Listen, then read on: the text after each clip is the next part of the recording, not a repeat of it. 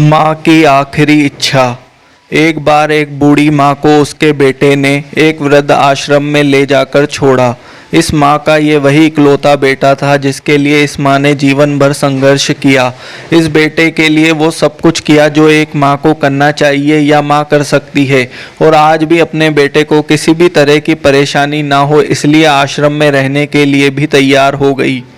वृद्ध आश्रम में रह रही माँ हमेशा अपने बेटे को याद करती, मगर बेटा केवल साल में एक बार उसको मिलने जाता या फिर फोन पर बात कर लेता। कई साल बीत गए। वृद्ध आश्रम से बेटे को एक दिन फोन आया। उन्होंने कहा, बेटा जल्दी से आश्रम आके अपनी माँ से मिल लो, वो बहुत सीरियस है। बेटा जब अपनी बीमार माँ के पास पहुंचा तब वह अपनी आखिरी सांसें गिन रही थी। बेटे ने अपनी माँ से उसकी आखिरी इच्छा पूछते हुए कहा, माँ मैं तुम्हारे लिए क्या कर सकता हूँ बताओ।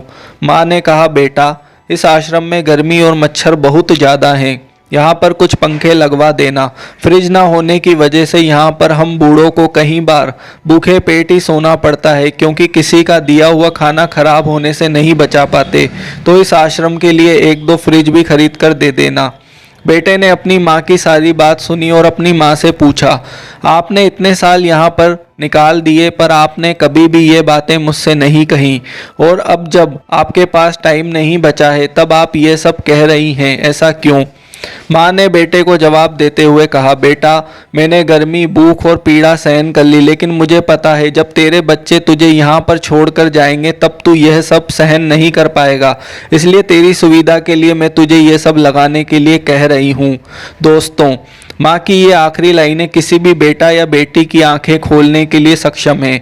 इतिहास हमेशा अपने आप को दोहराता है। अगर आप चाहते हैं कि आपके साथ अच्छा व्यवहार हो तो आपको भी दूसरों के साथ वैसा ही व्यवहार करना पड़ेगा।